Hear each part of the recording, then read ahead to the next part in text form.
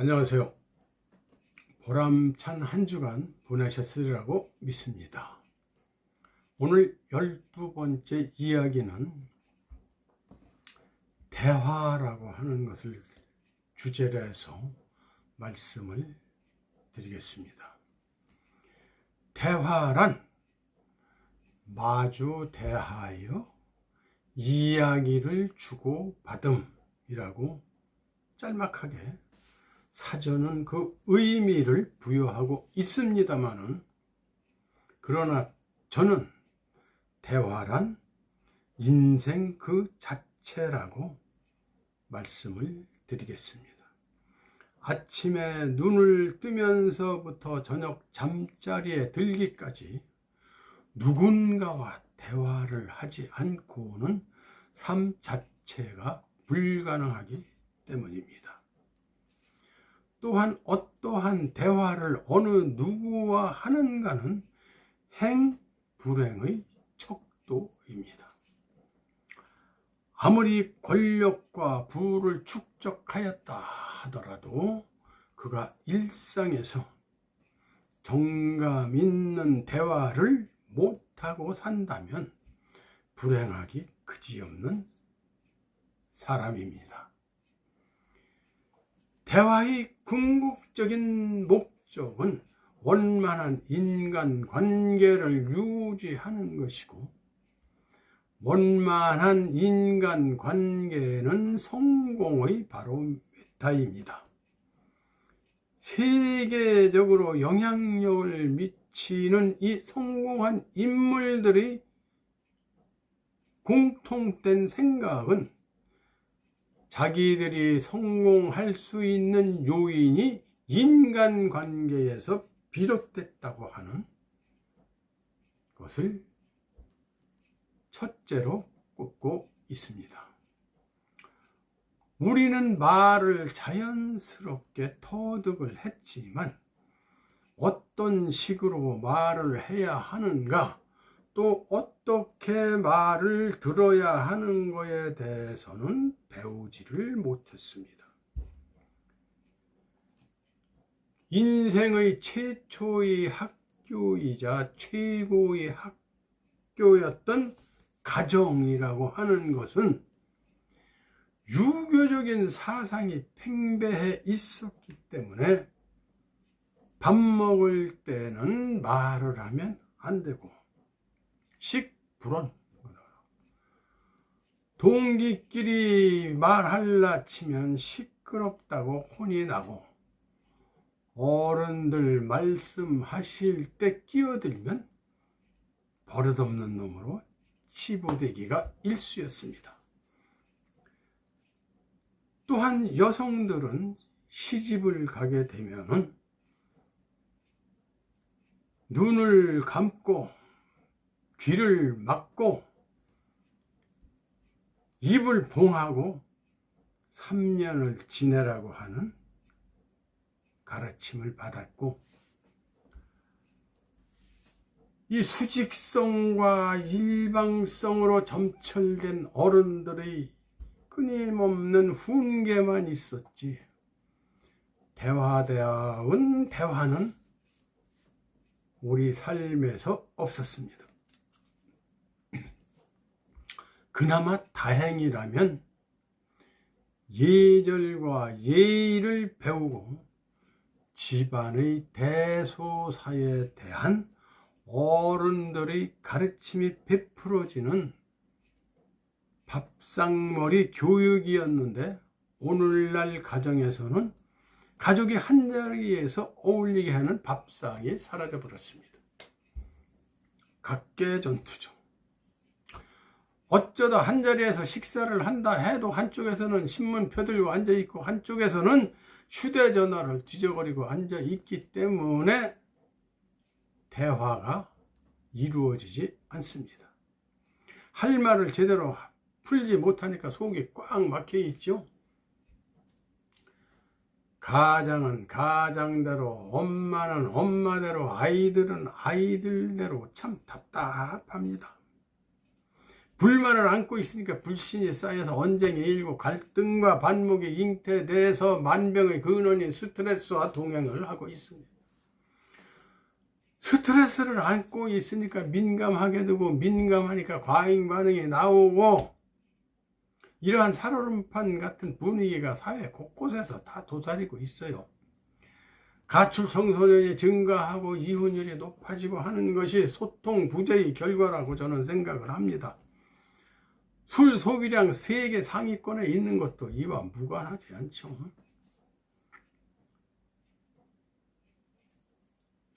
인생을 함께 걸어가는 동반자들이 원만한 관계를 유지해야 삶의 질이 향상되고 주위로부터 인정받는 당당한 삶을 영위할 수 있습니다. 온화한 상처를 입히는 흉기도 되고 사람을 살리는 치유의 도구도 됩니다. 죽고 사는 것이 혀의 권세에 달려있나니 혀를 쓰기 좋아하는 자는 그 열매를 먹으리라. 이렇게. 성경 잠언 18장 21절이라고 그래서 제가 아까 확인을 한번 해봤습니다. 대화라는 것은 각기 다른 생각을 가진 사람들의 지혜를 모아서 더 큰 지혜를 창출하는 데 있는 것입니다. 대화의 유형에는 첫째로 일방향 커뮤니케이션. 커뮤니케이션이라 함은 전 우주에서 일어나는 모든 의사소통 행위를 말합니다. 일방향 커뮤니케이션은 TV, 라디오, 신문 등의 매스미디어가 우리에게 일방적으로 정보를 보내는 것입니다. 제가 하는 이 행위 또한 일방향 커뮤니케이션에 해당됩니다. 두 번째로 양방향 커뮤니케이션, A와 B가 같이 서로 말을 주고받는 형태, 약간의 시차를 두고 메시지를 교환하는 것인데 대표적인 것이 우리가 즐겨하는 카톡, 편지, 인터넷, 홈페이지 게시판에 글을 올리고 추후 답을 듣는 경우나 메신저 등이 이에 해당합니다. 세 번째로 상호작용 커뮤니케이션, A와 B가 같이 대화를 하는 것으로 가장 이상적인 대화 방법이죠. 여기에는 비언어 커뮤니케이션, 바디 랭귀지를 포함한다. 말 이외에 사용하는 표정의 변화, 신체 접촉의 정도 및 유형, 제스처, 눈 맞춤, 자세 등을 통해서 의미를 주고받는 커뮤니케이션인데 지난 시간에 이것이 차지하는 비중이 굉장히 높다라고 말씀을 드렸습니다. 비언어 커뮤니케이션의 특징은 무의식적으로 발생이 된다. 그리고 지속적인 특징이 있다. 그리고 본능적이다. 우뇌의 작용이다. 이렇게 네 가지가 있고, 또한 대화에는 교섭을 위한 대화와 상호작용을 위한 대화로 나뉩니다. 교섭을 위한 대화는 이제 음식 주문하는 거나 물건 사러 가서 하는 대화. 그러니까 특정한 행위나 목적을 달성하기 위한 대화가 교섭을 위한 대화. 그리고 상호작용을 위한 대화. 가정이나 직장에서 가족, 친구, 동료, 상사와 나누는 상호작용 자체가 목적인 대화. 이렇게 둘로 분리가 되고, 커뮤니케이션이 이루어질 때 필요한 5가지 요소가 있습니다. 첫째로 말하는 사람, 둘째로 말을 듣는 사람, 세 번째로 사용된 말, 상대방을 이해시키려는 의도에서 만들어내는 신호, 그러니까 시그널이죠. 비언어를 여기에는 포함이 돼서 문자, 그림, 상징, 그러니까 픽토그램이라고 그러는데 비상구 그림, 뛰어나가는 거 있죠. 화장실에 남녀 그림 이렇게 있죠. 레스토랑 포크 나이프 그림 이렇게 있는 이런 것을 픽토그램이라고 하고, 인포그래피 한문이란 도해 이렇게 하는데, 글의 내용을 그림으로 풀이한 것. 그러니까 정보, 데이터, 지식을 이제 이해하기 쉽게 일러스트와 그래프로 시각화한 그림. 네 번째로 주제의 관계성. 무엇에 대해서 말하게 되었는가? 이것은 뭐 매우 다양한 거죠. 주제가 다 다르니까. 그래서 어떠한 또 환경에서 말하게 되었는가? 여기에는 이제 잡음이라는 게 있는, 잡음. 둘이 얘기를 하는데 주변에서 시끄럽게 하면 방해가 되죠. 그래서 이 잡음에는 세 가지가 있어요. 첫 번째는 물리적 잡음. 그러니까 시끄러운 소리가 이제 물리적 잡음. 두 번째로 심리적 잡음. 잡념. 다른 생각을 하고 있는 거예요. 얼른 말을 끝내지 않나, 뭐, 배고픈데, 이제 상대방은 열심히 이야기를 하는데, 이런 생각을 가지고 있는 게 심리적 잡음. 세 번째로는 의미적 잡음. 그러니까 생소한 표현, 뭐, 외국어를 많이 쓴다던가 해가지고 소통에 방해가 되는 것이, 이것이 의미적 잡음. 그리고 이제 당사자 간에 뭐 피드백이 원만했었나. 그러니까 서로에게 반응하는 것을 피드백이라고 그러죠. 그리고 여섯 번째로는 이제 세팅. 이 대화가 이루어진 공간. 그러니까 연설이라면 큰 강당에서 해야 되겠고, 뭐 인원이 작은 대화라면은 작고 아늑한 곳에서 해야 되겠죠. 그리고 이 설득이나 이해를 시키기 위해서는 따뜻한 곳에서 하라고 심리학자들이 말을 합니다. 따뜻한 곳에서는 마음도 따뜻해지고 차가운 곳에서는 마음도 차가워진다고 해서 거부당할 확률이 높다고 그럽니다. 그리고 차를 대접을 하더라도 따뜻한 차를 대접을 해야 마음 자체가 따뜻해진다, 이렇게 말씀을 드립니다. 그러니까 커뮤니케이션이 이루어질 때 필요한 5가지 요소가 말하는 사람, 말을 듣는 사람, 사용된 말, 그리고 주제의 관계성과 어떠한 환경에서 말하게 되었는가, 이렇게 말씀을 드릴 수 있겠습니다. 커뮤니케이션의 가장 중요한 개념은 과정입니다. 과정. 만나서 헤어질 때까지 계속 되어야 하는 그 시간의 경과 속에서 상호 의존적인 환경을 만들어내야 되기 때문에 과정을 매우 중시하게 생각하시라, 그러한 말씀입니다. 그리고 말은 알파와 오메가입니다. 그러니까 시작과 끝이라는 말씀이죠. 세상의 그 무엇보다도 우선인 것이죠. 그것은 조물주가 말로다가 세상을 창조해내셨잖아요. 그러니까 두말할 필요가 없는 것이죠. 그리고 말은 에너지입니다. 긍정의 에너지도 있고 부정의 에너지도 있습니다. 긍정의 말을 하고 살면은 긍정적인 삶을 살고, 부정적인 말을 하고 사는 사람은 부정적인 삶을 삽니다. 흔히 하는 말로 말 한마디로 천냥빚을 갚을 수도 있고 천길벼랑으로 추락하기도 합니다. 예를 들 것도 없이 대선을 앞둔 요즘 부작위 롤러코스터 탑승객이 많이 보입니다. 대화에는 4가지 조건이 있습니다. 첫째로 문제가 존재할 것. 두 번째로 문제가 해답을 제시하는 게 아니라 추구하는 과정. 방금 과정이 중요하다고 말씀드렸죠.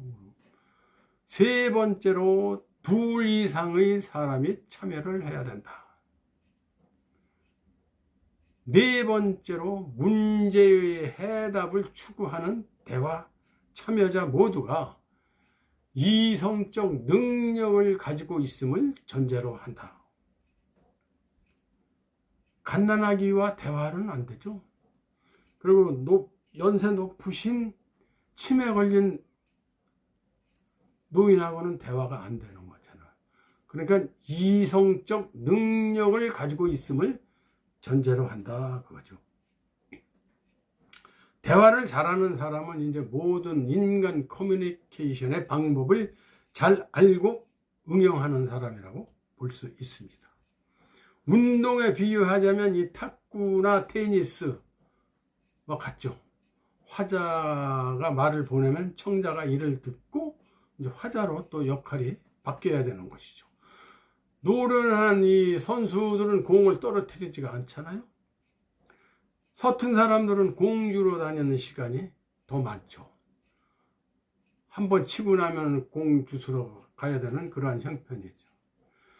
또한 이 날라오는 공의 낙하 지점에 따라서 대응하는 각도, 위치, 강약이 다르듯이 화자와 청자가 상호 대응하는 능력이 있어야 소기의 목적을 이룰 수 있는 것이죠.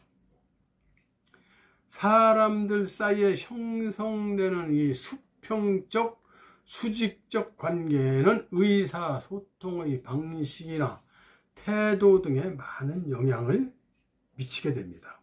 이러한 의사소통을 보다 효과적으로 수행하기 위해서 우리는 대화의 기법이 필요한 것이고 배울 가치가 있는 것입니다. 구덩이를 깊게 파기 위해서는 폭이 넓어야 합니다. 높은 산일수록 계곡이 깊죠? 마찬가지로 대화를 잘하기 위해서도 풍부한 이야깃거리가 있어야 합니다. 다양한 화제를 준비하는 방법은 제가 먼저도 말씀을 드렸었는데 책 읽기와 신문 읽기, 책 속에는 배워야 할 것, 익혀야 할 것, 감격해야 할 것이 듬뿍 들어 있습니다. 서중만중금이라고 하는 옛말이 있죠. 책 속에는 만근의 금이 있다라고 하는 이야기입니다. 고대와 현대를 불문하고 넘나들 수가 있고 수천 년 전에 죽은 사람들과도 만날 수가 있고 비행기 안 타고도 세계 각국을 여행할 수도 있는 것이 책이죠. 신문은 정보의 산실이고 유식이 철철 흘러 넘칩니다. 많이 보시면은 많은 화제거리가 나옵니다. 그리고 대화는 가볍고 폭넓은 대화가 바람직하고 수평적 대화가 바람직하다. 어떤 수직적으로 명령조나 이러한 대화는 바람직하지가 않은 것이죠. 친교를 나누기 위한 대화의 조건에는 네 가지가 있습니다. 당사자 간의 신뢰와 이해심을 전제로 합니다. 서로 믿어야죠. 감춰놓고는 대화가 원만하게 이루어질 수가 없죠. 두 번째로 부드럽게 친절한 표현을 해야 합니다. 세 번째로 상대방의 말을 곡해하지 않고 있는 그대로 받아들일 수 있어야 합니다. 네 번째로 자기 주장만을 내세우지 말고 상대방에 대한 관심을 나타내야 합니다. 소크라테스와 점심을 함께 할 수 있다면 애플이 가진 모든 기술과 바꾸겠다. 애플의 창업자 스티브 잡스의 말입니다. 다음 시간에 뵙겠습니다. 신나는 한 주 되시기 바랍니다. 고맙습니다.